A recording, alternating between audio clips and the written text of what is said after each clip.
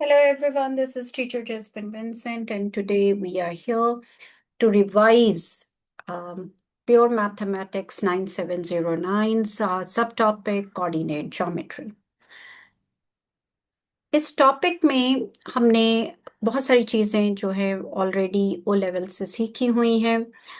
We are very aware of this topic, लेकिन इसमें कुछ एडवांसमेंट्स हैं जो कि हमारे ए लेवल मैथमेटिक्स के साथ हैं। तो हम इनको रिकैप करेंगे। फर्स्ट ऑफ ऑल उनके नोट्स पर काम करेंगे। पहले हम देखेंगे कि क्या क्या फॉर्मूलाज या क्या क्या नॉलेज जो है वो हमें सपोर्ट करती है इस टॉपिक के क्वेश्चंस को सॉल्व करने में। तो सबसे पहले हम अपने लर्निंग ऑब्जेक्टिव्स को, जो कैम्ब्रिज के हमारे लर्निंग ऑब्जेक्टिव्स हैं, एक एक करके देखते हैं और फिर देखते हैं कि इसमें क्या चीज़ जो है वो हमें मालूम होनी चाहिए, so that we can better work on this topic. सबसे पहले हमारा जो लर्निंग ऑब्जेक्टिव है वो ये हमें कहता है कि find the equation of a straight line given sufficient information. तो सबसे पहली बात, सफिशिएंट इंफॉर्मेशन किस तरीके से हो सकती है। पहली बात, आपको अगर दो पॉइंट्स दे दिए गए हैं, 2 पॉइंट्स आर गिवन।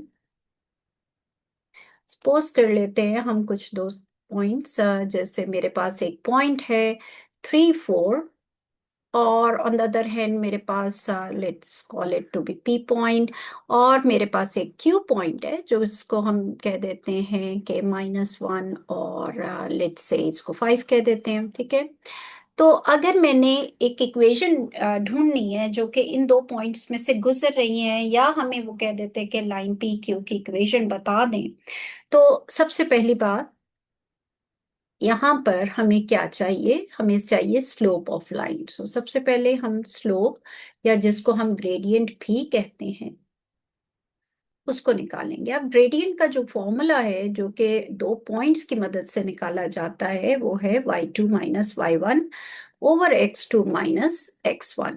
तो हम फॉर्मूला को यूज करेंगे और यहाँ से स्लोप की वैल्यू निकालेंगे। याद रखें कि जो स्लोप या ग्रेडियंट है उसको जनरली हम m लेटर के साथ, स्मॉल m लेटर के साथ रिप्रेजेंट करते हैं।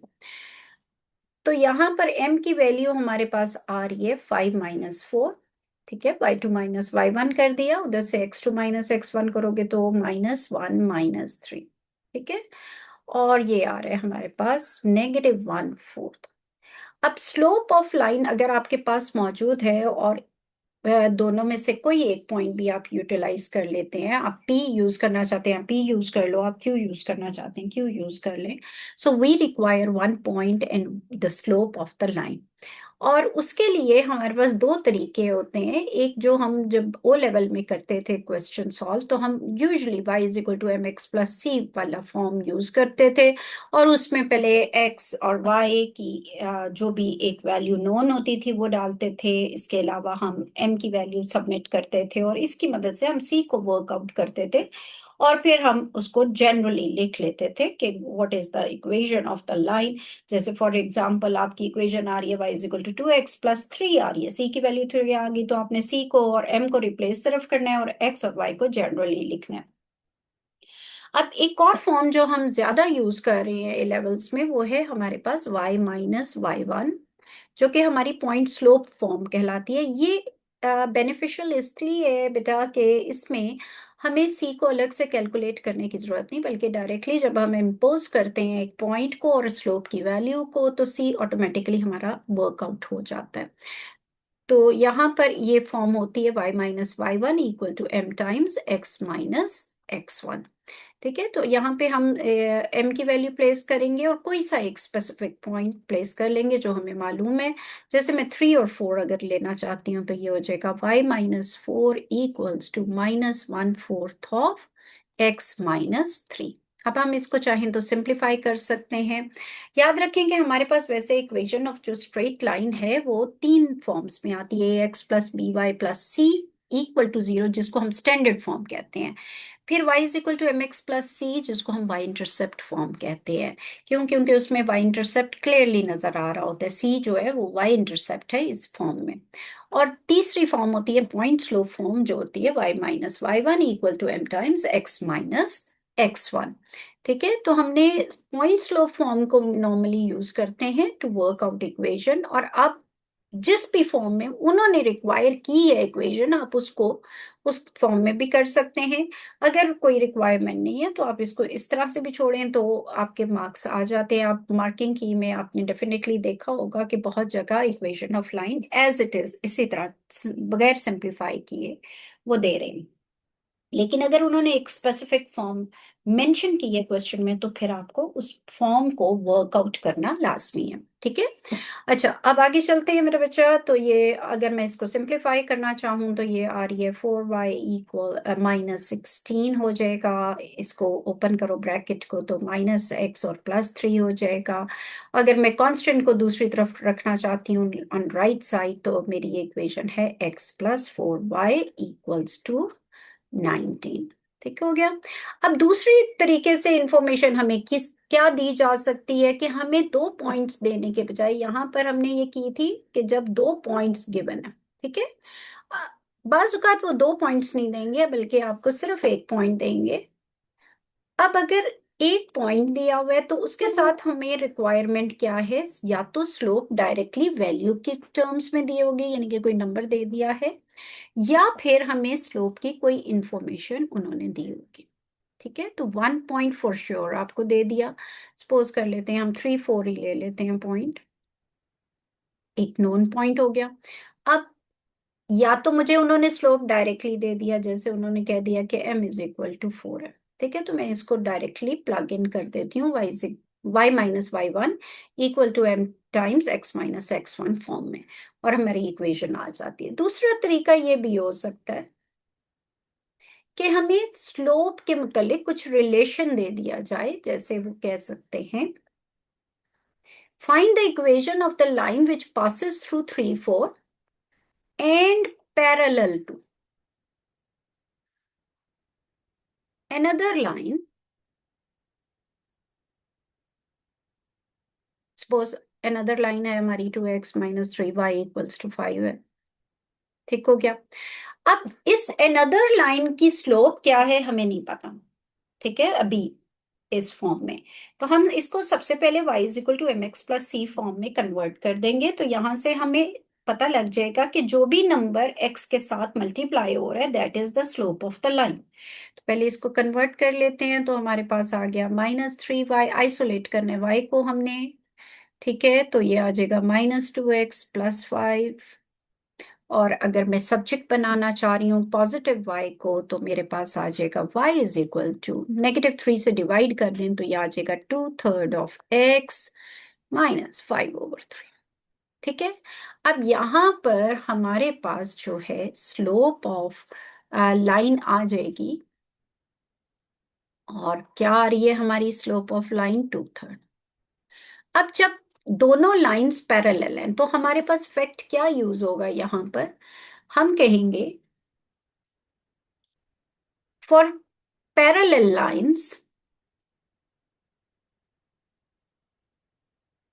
the slope of the both lines must be exactly same। तो m1 इक्वल टू m2 हो गया, तो अब हमें स्लोप पता लग गई कि जिस लाइन को हमने वर्कआउट करना है, जिसकी इक्वेशन को वर्कआउट करना है, उसकी slope exactly equal to other line है, क्योंकि वो दोनों लाइंस आपस में क्या है, पैरेलल है, और being parallel their slopes are always same, so we get to know that the slopes are equal to 2/3।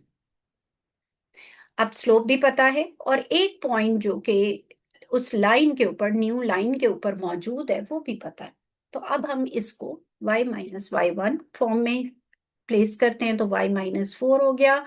तो यहां पर आ जाएगा m की वैल्यू है हमारे पास 2/3 और x माइनस हो जाएगा 3। अब इसको वर्कआउट करते हैं तो ये आता है 3y - 12 इक्वल्स टू 2x - 6। अब आप चाहें तो सिर्फ नंबर को उधर शिफ्ट कर ले और इसको y is equal to mx plus c form में लिखना चाहें तो वो हो सकता है, और अगर आप इसको स्टैंडर्ड फॉर्म में लिखना चाहते हैं तो वो भी हो सकता है। सो डिपेंड कि आपके क्वेश्चन की रिक्वायरमेंट क्या है। So this is 3y equals to 2x plus 6 हो जाएगा, क्योंकि 12 यहाँ आकर प्लस हो जाएगा। 12 - 6 is 6, so this is the answer। Secondly ये भी हो सकता है कि उन्होंने आपको एक पॉइंट दे दिया है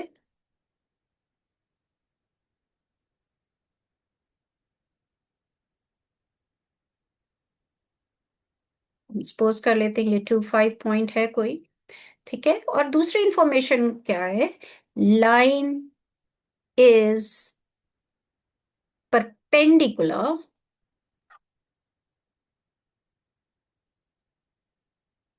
to another line,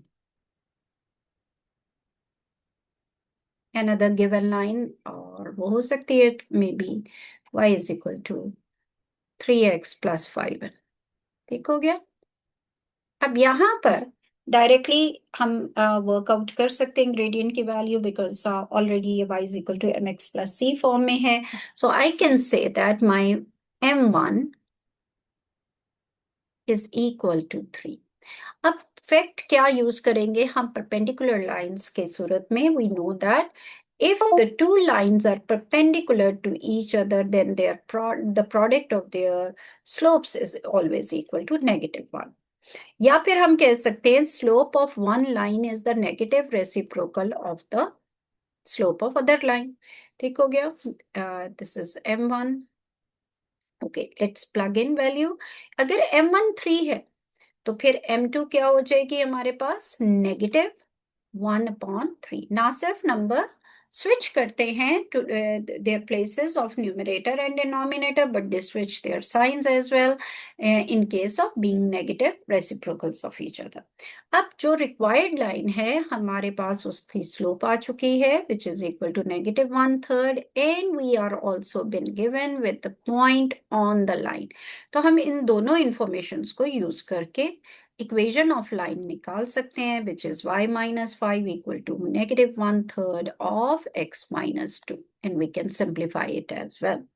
So these are the ways when some sufficient information का मतलब यही है कि उन्होंने हमें कुछ चीजें दी हुई हैं जिनको हम यूटिलाइज करके इक्वेशन ऑफ लाइन को वर्कआउट कर सकते हैं।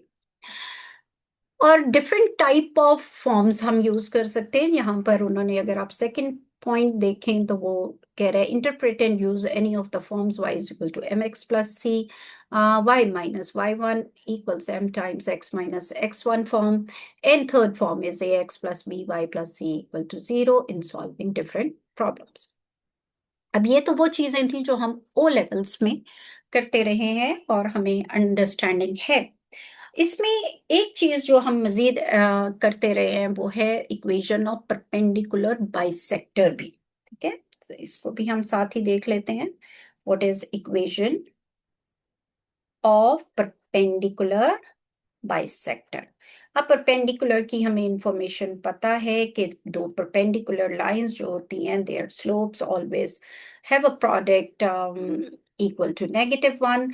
और दूसरी चीज हमें बाइसेक्ट वर्ड से मालूम है कि bisection means to cut something into two equal halves. So perpendicular bisector अगर मुझे निकालना है किसी लाइन का, अब वो लाइन के कोऑर्डिनेट्स अगर मुझे दिए हैं, जैसे मुझे ए के कोऑर्डिनेट्स दिए हैं -1 and 3, और on the other hand I am given with the बीस कोऑर्डिनेट्स सपोज दिए हुए 3 and 7। अब इसको मैंने किस तरह यूटिलाइज करना है, चूंकि वो न्यू लाइन जो है वो परपेंडिकुलर भी है ए बी के।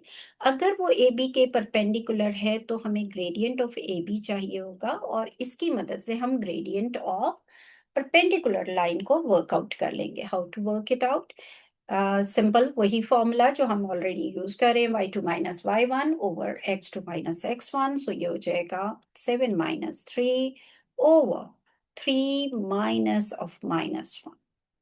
अच्छा, ये लकीली हमारे पास 1 आ रहा है, 4/4 विच इज इक्वल टू +1। तो फिर हम कहेंगे कि ग्रेडियंट ऑफ परपेंडिकुलर लाइन जो है इसका नेगेटिव रेसिप्रोकल है, यानी कि -1 upon the gradient of the given line. तो ये -1 हो रहा है यहाँ पे। दूसरी चीज, चूंकि वो परपेंडिकुलर बाइसेक्टर है तो वो उसको मिड पॉइंट से, यानी कि अगर ये पॉइंट ए है ये पॉइंट बी है, तो परपेंडिकुलर बाइसेक्टर उसके मिड पोजीशन से गुजरेगा। ना सिर्फ वो परपेंडिकुलर होगा यानी कि 90 डिग्री बनाएगा, बट ऑल्सो आपने ये चीज नोट करनी है कि वो जो है यहाँ पर 90 डिग्री मिड पॉइंट से पास करेगा। तो इसमें हमें मिड पॉइंट भी चाहिए। So mid point of A B निकाल लेंगे आप, which is x1 plus x2, दोनों कोऑर्डिनेट्स को ऐड करें तो -1 + 3 2 रह जाएगा, divided by 2। Half way distance निकालने का क्या तरीका होता है, हम दोनों वैल्यूज को ऐड करते हैं और डिवाइडेड बाय 2 कर देते हैं। इसी तरह 3 + 7 which is 10 and 10 divided by 2, तो हमारे पास जो मिड पॉइंट आ गया वो आ गया 1 और 5। तो ये वो पॉइंट है जिससे परपेंडिकुलर बाइसेक्टर आपका पास कर रहा है, गुजर रहा है।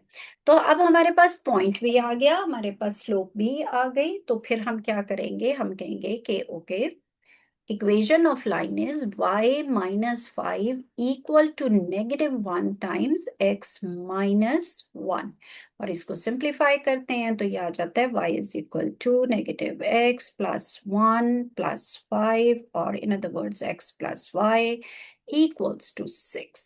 आप किसी भी फॉर्म में लिख सकते हैं depending upon the requirement of the question.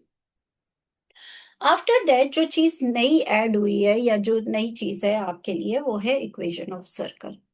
अब कोऑर्डिनेट ज्योमेट्री ऑफ सर्कल्स जो है उसमें हमें जो चीज मालूम करनी है कि what is equation of circle, कैसे निकालते हैं। सबसे पहले हम उसको कोऑर्डिनेट्स के लिहाज से समझने की कोशिश करते हैं। सपोज हमारे पास कोई सर्कल है, let's draw it again.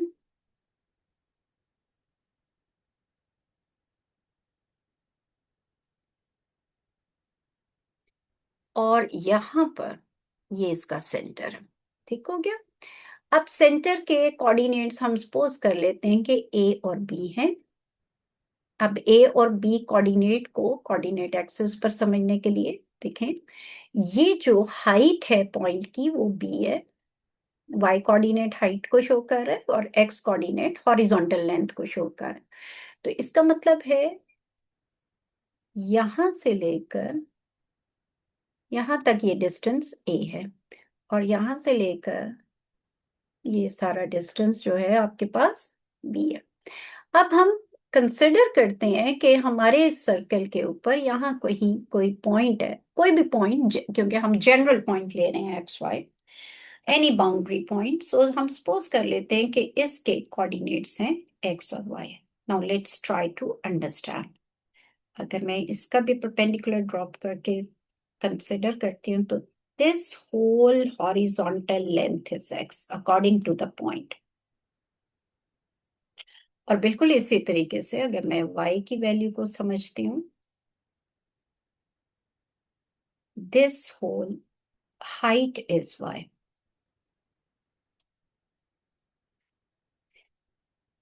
Now let's try to understand this portion. अगर आप गौर करें तो हॉरिजॉन्टल लेंथ और वर्टिकल लेंथ के दरमियान हमेशा 90 डिग्री एंगल होता है। और ये क्या है, this is the radius of the circle. ठीक है, हम इसको लेबल कर सकते हैं r। This is the radius of the circle, ठीक हो गया। और ये लेंथ क्या है, अगर आप इस लेंथ को कंसिडर करें, पूरी लेंथ हमारे पास x है जिसमें से उसके लेफ्ट साइड पर a जो है मौजूद है, तो इसका मतलब है this length is x minus a। In the same manner, if you try to understand this length, then this length is simply y minus b। अब अगर आप देखें ये राइट एंगल ट्राइंगल बन रहा है, तो हम पाइथागोरस थ्योरम को बड़े आराम से इसमें यूज कर सकते हैं। कंसिडर करें इसको जरा।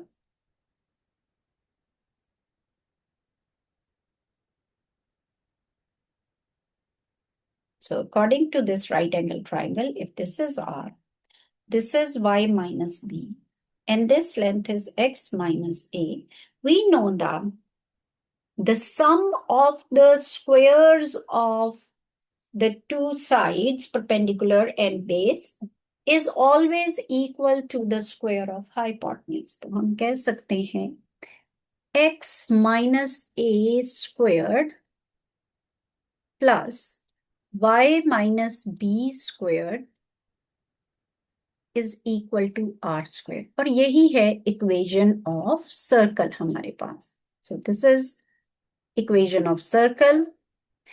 इन दिस केस सेंटर इज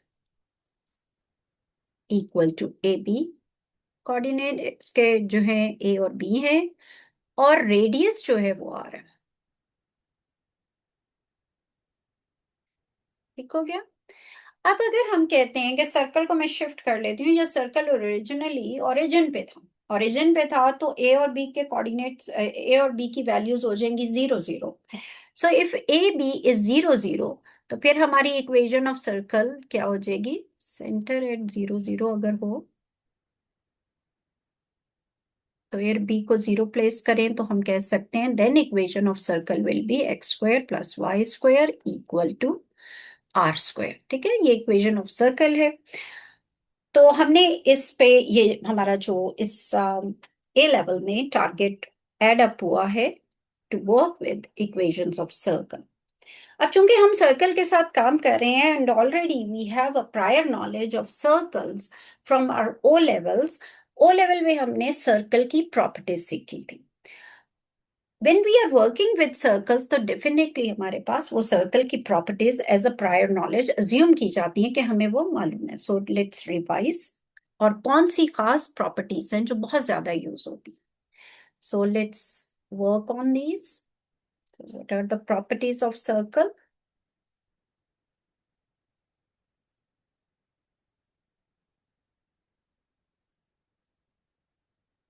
जी बेटा, फर्स्ट प्रॉपर्टी आ जाती है हमारे पास कि रेडियस जो होता है it is always perpendicular to the tangent provided they are interacting at the same point of contact, at same point of contact।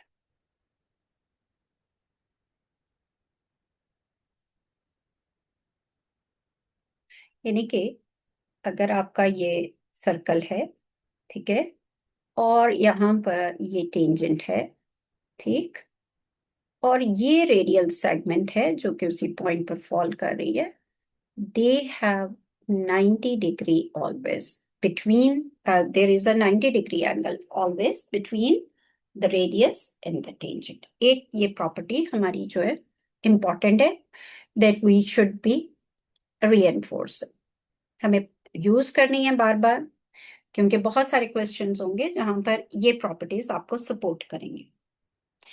दूसरी एक प्रॉपर्टी थी, इफ यू रिमेंबर,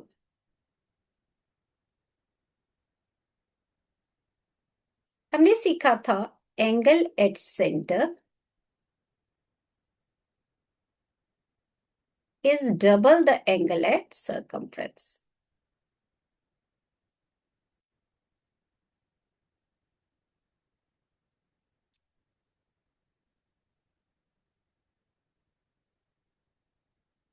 अगर सपोज करें कि हमारे पास ये x है तो ये 2x एंगल होगा, ये हमारी एक प्रॉपर्टी है।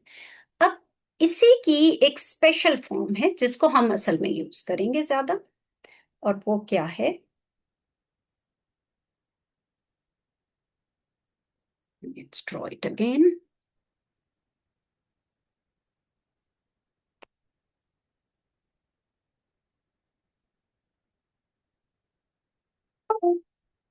Just one minute. Okay. So when we consider it, if a chord or the arc is a semicircle, in that case, when angle at circumference is formed, obviously this is 180 degree, then this will be 90 degree. So if there is a diameter that is making angle at circumference, then that angle of at circumference will always be 90 degree, always be right angle. And we used to call it angles in semicircle. This, we named these properties as angles in semicircle। अब इस property की बेटा utilisation कहाँ हो रही है? जैसे एक पास्ट पेपर में क्वेश्चन है जहां पर वो कहता है कि there are 3 points on the circumference. उसने कहा कि जी P पॉइंट है, Q पॉइंट है और R पॉइंट है, जो कि सर्कमफ्रेंस के पॉइंट्स हैं, यानी कि सर्कल के ऊपर मौजूद हैं। और फिर उसने ये कहा कि यहां पर आर एंगल राइट एंगल है, means angle P R Q, that is a right angle. अब तीनों पॉइंट्स अगर सर्कमफ्रेंस के हैं और उनमें से एक एंगल सर्कल के ऊपर 90 डिग्री क्रिएट कर रहे, तो हमें फौरन इससे पता लग जाना चाहिए कि जो अदर टू पॉइंट्स हैं वो बेसिकली डायमीटर बना रहे हैं। If R is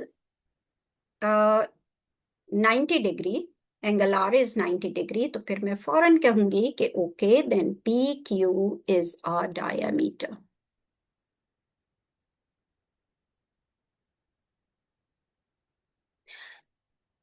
next property. अब इसके बाद जो प्रॉपर्टी है वो हमें क्या बता रही है, third one.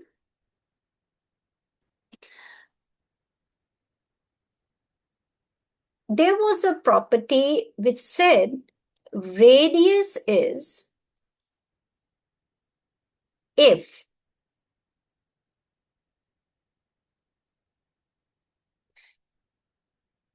perpendicular to chord,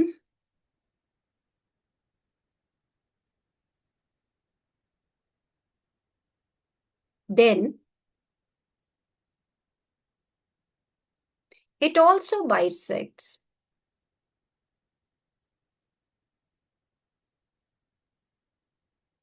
the chord. And its vice versa is also true. Means that otherwise, if radius is bisecting the chord, then it bisects the chord. Then it is perpendicular to the chord. अब इस property की utilisation क्या है, यहां पर किस तरीके से यूज होगा? When there are three points, आपको तीन पॉइंट्स दिए जाएंगे, फॉर एग्जाम्पल आपको पी क्यू आर तीन पॉइंट्स दे दिए जाएंगे और आपसे कहा जाएगा कि बेटा इसकी इक्वेशन ऑफ सर्कल निकाल दें। अब इसमें एप्लीकेशन क्या करोगे आप? You will take any two points और उन कॉर्ड्स, क्योंकि ये कॉर्ड्स तो बनेंगी ना, जैसे अगर ये सर्कल है और इसके ऊपर तीन कोई से पॉइंट्स हैं, पी, यहाँ पर पी है, सपोज ये कोई क्यू है, यहाँ कहीं आर पॉइंट है, तो डेफिनेटली तीन कॉर्ड्स बन सकती हैं, पी क्यू, क्यू आर और पी आर। आप कोई सी दो कॉर्ड्स ले लेंगे और उनकी इक्वेशन ऑफ परपेंडिकुलर बाइसेक्टर्स निकाल लेंगे। अब लॉजिक यहां पर ये यूज होती है कि the perpendicular bisector of any chord of the circle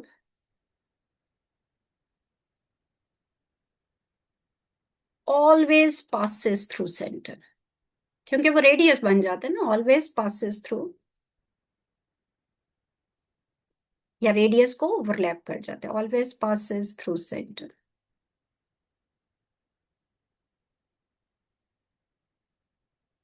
तो ये आपकी बेसिक लॉजिक होगी कि if radius is perpendicular to chord then it also bisects, ये हमारी प्रॉपर्टी है। और इसमें एप्लीकेशन कहाँ आएगी या इसको अप्लाई आप कैसे करोगे इस प्रॉपर्टी को, जब आपके पास थ्री पॉइंट्स दिए हुए हैं, आपने क्या करना है, कोई सी दो कॉर्ड्स पिक कर लेनी है और उनकी इक्वेशंस ऑफ परपेंडिकुलर बाइसेक्टर्स निकाल लेनी है। अब चूंकि दोनों ही परपेंडिकुलर बाइसेक्टर्स जो हैं वो सेंटर से गुजरेंगे, तो इन अदर वर्ड्स उनका कॉमन पॉइंट या उनका इंटरसेक्शन पॉइंट क्या होगा, सेंटर ऑफ द सर्कल।